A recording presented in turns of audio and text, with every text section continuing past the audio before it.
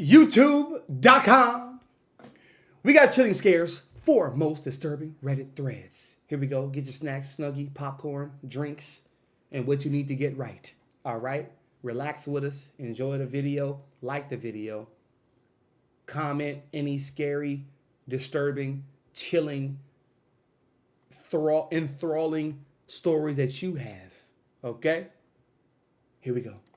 On December 10, 2024, Reddit user SuperHeatran2 shared a disturbing discovery they made on the RBI2 subreddit. The post read, "Terrifying film found at a thrift store. Found this film photo at my thrift store inside an old Kodak carousel box." Alongside this, they posted a picture of the eerie film strip they found. Now, I'm gonna have to blur the image as it's a bit too graphic, but it basically shows what looks like an undressed human body lying on the floor between a bed and a wall. The floor is also covered in blood, with heavy splatters staining both the bed and the walls. It looks like a picture someone took right after committing an absolutely horrific crime. Most importantly, it looks disturbingly real, far too authentic to be dismissed as part of a horror-themed art project. About 30 minutes later, the OP came back with an update describing their actions after finding the film, which only made it seem even more legit, reading, "Hello everyone, sorry I'm on my phone, so I'm leaving an update as a comment. Here's what I did. When I saw the photo, I was curious and pointed into a contrast area to look at it, and my body jolted because I was shocked. I didn't buy the Kodak carousel and just took the photo and went outside. I went to another store next door and called the non-emergency line describing what I saw and that I felt like it was a genuine photo. They told me they're sending an officer when available. She said she didn't have an ETA. The dispatch person told me if I can wait at the thrift store, and I said yes. I'm waiting in my car as of now." About an hour after that, the OP posted a second update, this time describing their interaction with the police, stating, "The officer arrived a bit after I posted the update. Him and I looked at the photo, and basically he was just looking thoroughly and asked me where I found it, and I just described where I found it. Then him and I walked to the thrift store and showed him the exact box I found it in. He sent a photo of the film to a coworker and spoke to him on it. He then took down my information and told me that he's going to take it to the people who can properly process the image to investigate it.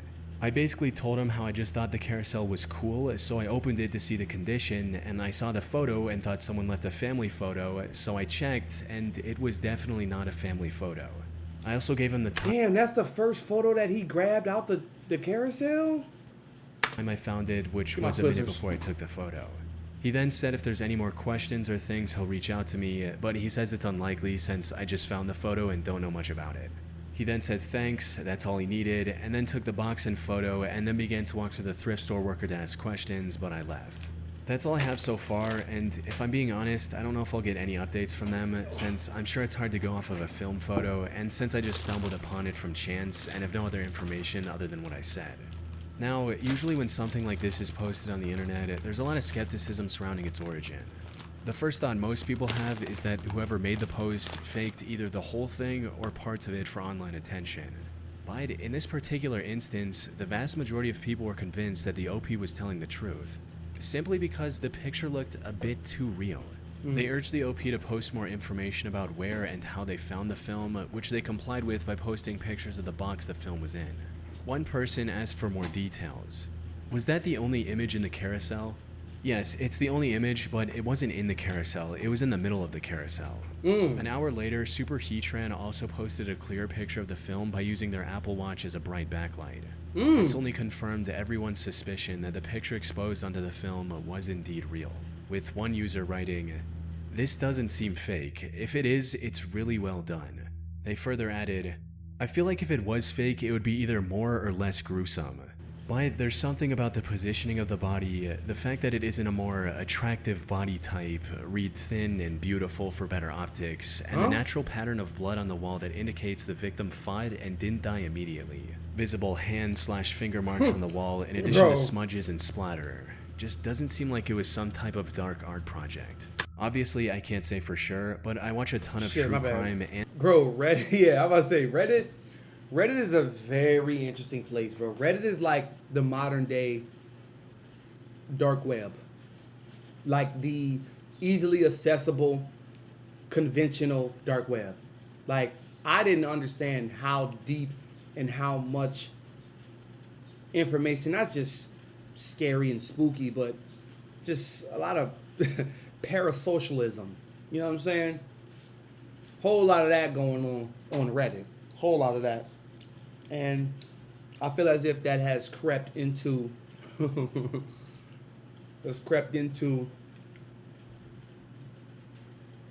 other lanes, like other popular social media apps, social media platforms like Facebook and Twitter now, X, TikTok. Like shit's becoming too gruesome, bro. Like who are y'all sharing this shit to? Other y'alls who like or actual human, like, you know what I'm saying? Like, what do y'all take us as? Do y'all take us as emotionless, robotic entities? Like, but I mean, we've gotten so desensitized to this shit. I mean, hey. And fiction crime shows. The difference in brutality and realism of the crime scene photos are easy to distinguish. But if this film strip was real, what was its origin? The carousel containing this film appeared to be from the mid-1980s.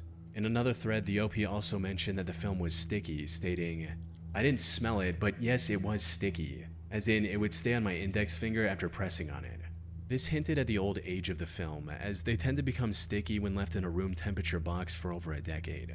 So the possibility of it being from the 1980s and early 1990s is certainly high. As for the disturbing contents of the film, there are countless possible explanations, each just as plausible as the next.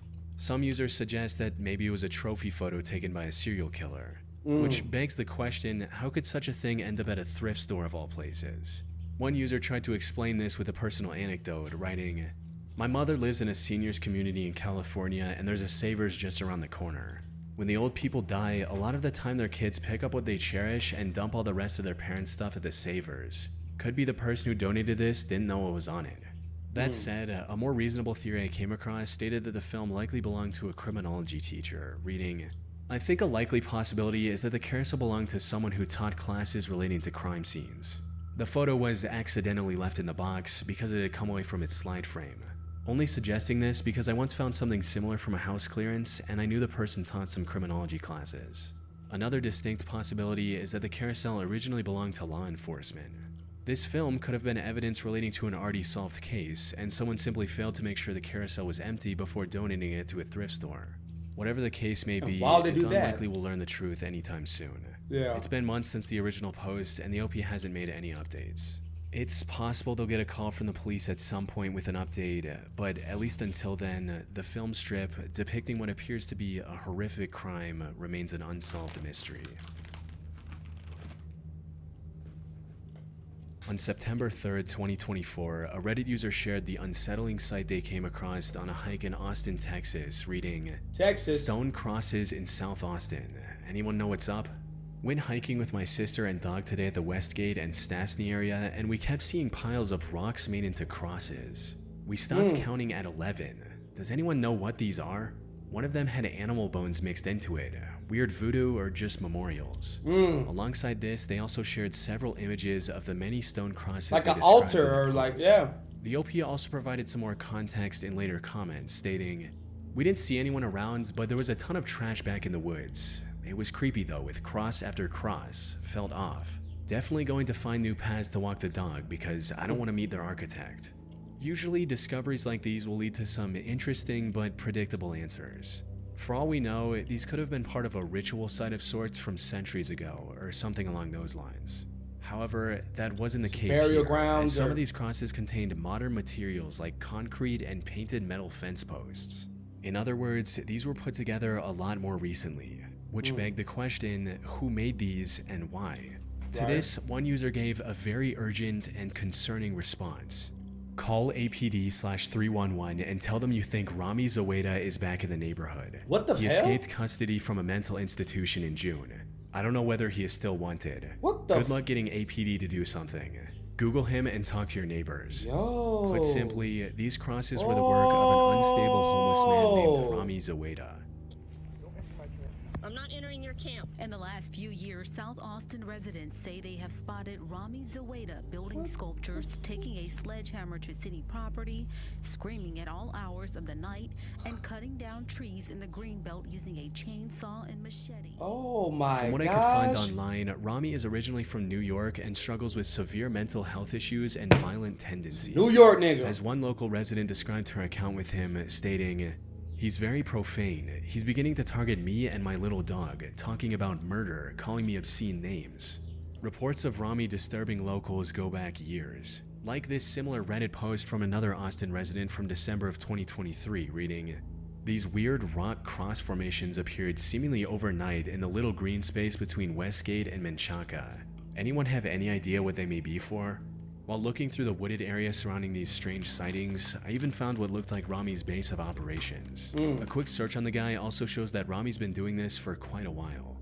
He'd been arrested 6 times in less than a year. However, all of the charges were either dropped or dismissed. He was also ordered to undergo temporary inpatient mental health services back in April of 2024. But he managed to escape from the hospital within a few weeks of his detainment to continue his work. The same work that was later described by the OP in early September. As their post picked up steam, more and more locals joined the conversation to share what they knew about Rami as well. As it turns out, Rami wasn't just a misunderstood artist who should have been left alone. He was highly unstable and posed a great threat to the people in that neighborhood. "I live on Westgate near Stastny, about 1 block from where the crosses are. I just recently found a smart key outside of my home, a verified lockpicking tool in the back patio area, and I'm truly concerned he tried to break in but gave up very recently. Last year around this time, he would specifically target my home and steal water from my downstairs faucet, carrying large gallon containers of the stolen water on his bicycle. I filed a 311 report and have reached out to the APD district representative and left a message, but 311 told me I should keep calling. They have 14 days to respond to my concerns. Super great feeling. I'm feeling very, very uneasy and scared. I believe I saw him once. What happened is that I saw a man outside my apartment building casually stroll by, bash someone's windshield in with a sledgehammer, and casually continued strolling. Zaweda had a sledgehammer he used to break decorative white boulders that were on the side of the street. It appears he has now made crosses onto the broken rocks. He also had a chainsaw and cut down numerous trees. He said the devil was in the trees. He did this day and night for months on end. Not only did he destroy property, he threatened to murder people out for walks. Oh, and people said he has sawed stray cats in half. Oh my god. Now, from what I could find, he's never been charged with any form of animal cruelty. That said, the OP did find animal bones in a few of the crosses he built, so it's possible there's some truth to the statement. As for his motive, a journalist who spoke with him reported that he claimed to be, quote, taking out Satanism. There you go. Apparently, he believes that these woods are the worshiping grounds for a group of Satanists, making these crosses his way of purifying the landscape. Regardless of his reasoning, it's clear that he's mentally unwell and is a danger to the public. There are already rumors of him attacking stray animals, and it's not a stretch to imagine him turning his chainsaw on a person if he sees it as a necessary sacrifice to fulfill his goal. Thankfully, something of that nature hasn't happened as of yet. He was arrested again in late September and was even sentenced to 240 days in jail. But since he had already spent a long time in confinement in the past couple of years, his sentence was deemed served and he was released. At the time of writing, Rami is still out there and posing a threat to the people around him.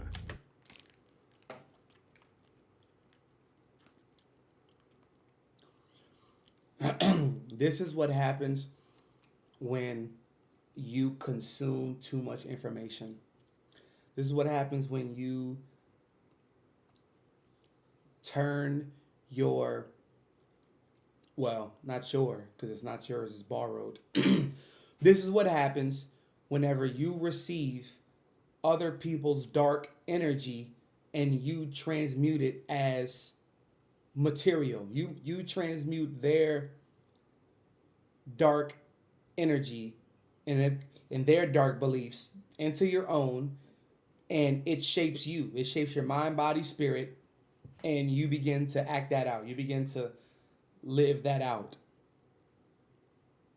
Also known as when you consume too much information, that's when it becomes toxic. That's when it becomes damaging for the mind, body, and or spirit. On the 14th of December 2017, Reddit user She's Such a Riot made a post about a bizarre and unnerving experience they had many years ago. The post read, "Humans walking in hamster wheels. When I was about 16, I came home from hanging with friends. I was a huge cartoon fan, still am, grabbed some food and settled into my bed to watch Nickelodeon. I knew it was Nick because it was the last channel I watched that day and no one shared the TV in my room. So I turn it on to see this creepy black, white, and gray scene where hundreds of nude humans are walking in a line over these hills in the background towards these giant hamster wheels in the front of the scene. They're walking towards the wheels as a few people are already in the wheels walking endlessly and mindlessly in this robotic, zombie-like state. The people walking toward the wheels are also in this similar state, as if there's no life within their eyes. They're just cold/robotic. There's this cold, wind-like noise whistling in the background. It looks real, not animated, and as I watch in awe at this dark scene, I come to a similar conclusion and ask myself why Nick would have something so live and non-action, really, as the entire scene keeps just repeating itself of more humans walking towards and in these hamster wheels. I start thinking maybe it's just some weird short and it's kinda cool in a dark sort of way, but minutes go by and it starts to get dull watching this same scene not doing anything else. So I quickly change the channel to something else, when in a split second I realize, wait a minute, what did I just watch? And change it back immediately only to find SpongeBob mid-episode. You could tell SpongeBob was on for a while, not like the weird short played and it just came on. Freaked out, I keep going back to surrounding channels thinking maybe it wasn't Nick, but nothing has the hamster wheel video on. It felt really dark, almost evil when I watched it, and though seemed somewhat interesting at first, it started to feel really wrong after a while. So that, lined with the repetitiveness of it all, made me change it. But now that I realized it wasn't on any channel in the first place, I was really creeped out, and still am to this day. I don't know if this was necessarily a shift in reality or something sinister, paranormal, or really a short, etc., but I have never been able to research and come up with anything about its existence since, including researching that day online in 2005 when it happened. I'd like to believe it was some dumb film project, but I can't find any evidence of it ever existing in reality as we know it. If anybody knows what I saw, I'd love to be debunked. Still somewhat wary of my TV till this day. I should mention that this was posted on the Glitch in the Matrix subreddit, a community which gives credibility to theories like shifts and glitches in reality. But that said, if this particular story really did happen, it raises some very concerning real-life possibilities that are worth considering. The idea of randomly coming across something so deeply unsettling on TV, only for it to vanish without a trace, is terrifying on its own. However, what makes this particular case even more disturbing is just how many people remember seeing something similar in the past. I'm pretty sure I saw it too. I think I saw part of this. I actually think I remember this. I know I saw it too. So if it was real, how exactly did it happen? Some people tried to explain the weird occurrence with a more mundane answer, suggesting that it might have been an ad that was played at the wrong time, with one person writing, "Sounds like a commercial that glitched through the network. It does happen, but it's pretty rare. May have been an ad for an antidepressant or a PSA. Probably wasn't a broadcast intrusion." However, this theory falls apart quickly when you consider that this happened on Nickelodeon, a kids channel. Any ad or PSA featuring seemingly nude people would have never been allowed on that channel in the first place. Another just as likely theory is that this was the result of a TV hijacking, similar to the infamous Max Headroom incident that happened during a Doctor Who broadcast back in 1987.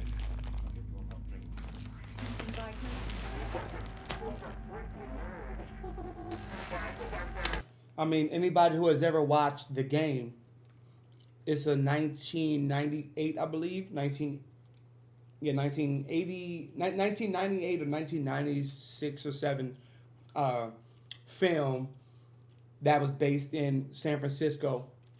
And whenever the man was coming home from work, he had this big ass house, and it was just him and his maid. You know, his wife divorced him, or him and his wife divorced. And yes, his dad died in the house. It was one of them like Bruce Wayne type plots, right? But the maid was a woman. So yeah, it wasn't a butler. But in the movie, he came home and he still was in his work clothes, and he turned on the TV, and he basically got awoken from a voice that said, "Hey, you, like, look over here, like, this was going on," giving like a warning public service announcement, but it was only to his TV. Now, I don't want to spoil the whole thing, but this was all set up. This was all like a performance to get in his head, to believe that he was going crazy. He was seeing things like, and he came across people at work, and he had to go anyway. This is how they'll subliminally program the mind. Subliminally.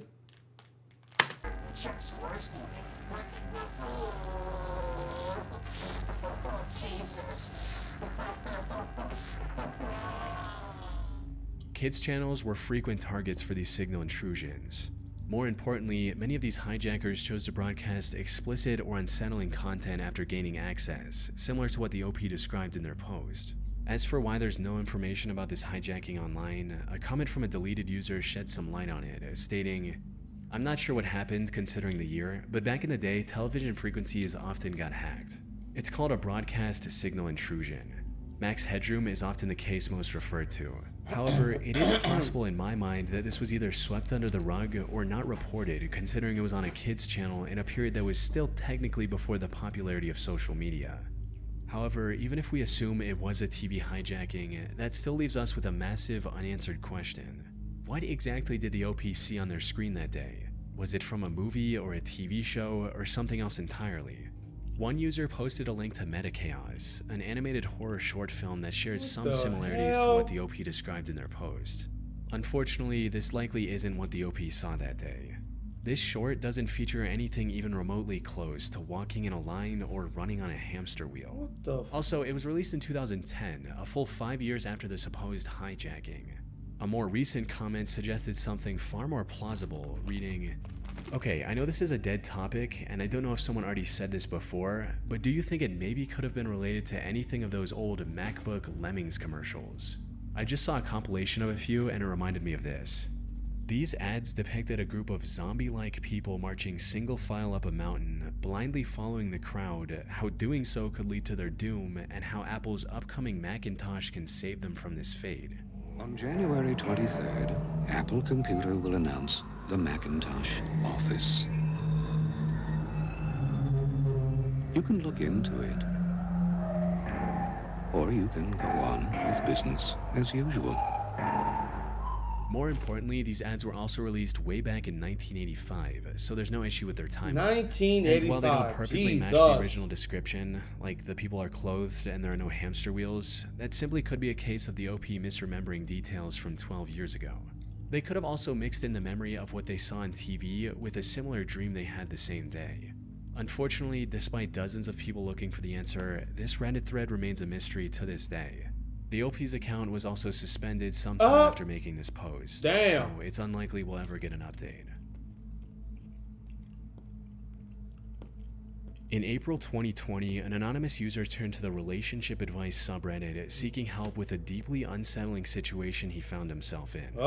He wrote, "I think my girlfriend and her sister are poisoning me. Wow. I'm an 18-year-old guy. I moved out of my parents' house as soon as I turned 18 because, well, let's just say they and I get on much better if we're not under the same roof. My girlfriend, 19, and her sister, 24, already had a flat together, so I moved in with them, and that's how it's been for the past 9 months. Generally..." Stop. And this is y'all, well, y'all young as hell, number one. And number two, you moving in with 2 girls, and you the only guy up in there, and she don't got a boyfriend, I'm assuming. That's chaotic already.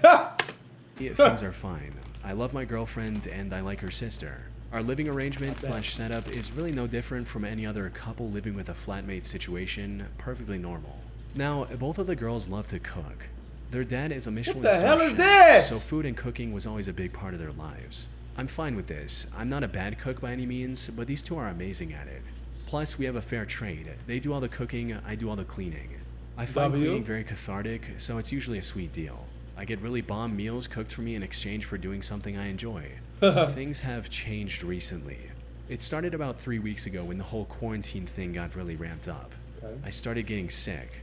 At first, I worried I caught the virus, but it just wasn't the virus. No respiratory symptoms, no cold, nothing like that. Just stomach cramps and horrible vomiting. I figured at first I'd caught some other bug, but then it came back, again and again. Food poisoning? At least 1 to 2 times a week for a couple of days at a time, I was getting these episodes of stomach pain like you wouldn't believe, and spewing my guts up. I couldn't figure out what was up. Or it could be something spiritual as well. It was like his spirit was giving him signs that he is or about to get poisoned. Until I spoke to a friend about it, and she asked if it was maybe something I'd been eating. Mm-hmm. Now, I don't have any real food allergies. I'm a bit dodgy with dairy, but not on a feel like I'm on death's door and vomit all the fluids out of my body level. More just bit of discomfort and spend ages on the loo type of stuff. Still, I mentioned it to my girlfriend and asked if she'd changed anything about how she was cooking What the recently. hell are they cooking? She got really weird, defensive, as to what I was accusing her of. I said I wasn't accusing her of anything. Guilty I just think I conscience. might have developed an allergy to something and want to know what it could be to. Guilty She conscience. told me I'm just being paranoid and I just have a bug. What the I hell's dropped wrong it with because you? she seemed What the hell's wrong with you? How you gonna tell me what I'm feeling? That's when people just really start to wait, but don't because I know you doing something. That's confirmation that you doing something. You ain't got no business. You trying to get a reaction. really annoyed. Since then, I've noticed some weird stuff, which really is making me paranoid. Like, they shout at me to get out if I go in the kitchen while they're cooking. I've offered to both of them on several occasions, hey, I'll cook tonight, but they vehemently turn me down and seem almost offended I'd offer. They both keep giving me these glances at mealtimes, like they're waiting to see how I react. If I say I don't feel good or don't want to eat, both of them take it as a personal attack on their cooking, and if it's my girlfriend, she'll cry until I cave and eat it. There have been times when one or both of them seem to know I was about to get sick after eating. They text each other when they're in the same room if I'm there. I think they think I haven't caught on to that, but it's obvious, honestly. Neither of them is particularly sympathetic when I do get sick. You know, maybe I'm being paranoid, maybe quarantine is getting to me. But I'm really convinced they're doing something to my food to make me ill. It's the only explanation I can come up with. Thing is, I don't know what to do. If I confront them and I'm wrong, I'm a jerk for even thinking it. Right. If I confront them and I'm right, things could escalate badly.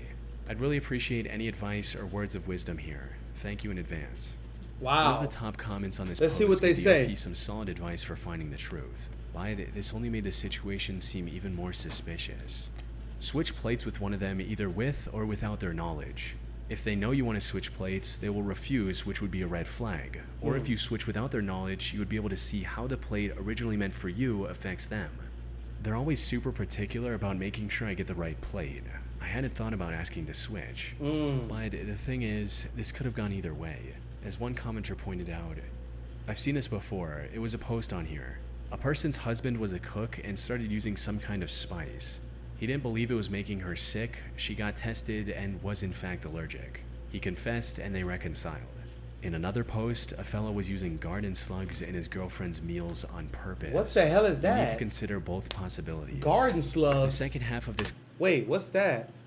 Oh wait. comment was referring to a now deleted post from March of 2020. In it, a woman sought advice on what to do after making the horrifying discovery that her partner of 4 years was putting garden slugs in her food. In addition to being This is incredibly psychedelic? gross, this was also highly dangerous as these slugs can contain brain-eating parasites. Put simply, there was no obvious Slimy mucus that slugs produce can cause excessive drool or vomiting in pets like cats or dogs if ingested.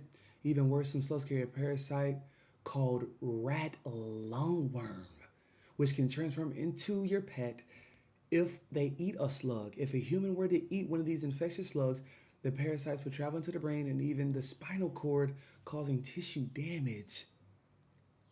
Like scoliosis. This could even be transmitted from the residue that slugs leave behind on vegetables or gardens or salad greens. Yes, this could happen from a slug in your garden. So always be sure to wash your fruits and veggies. Answer to the OP's predicament.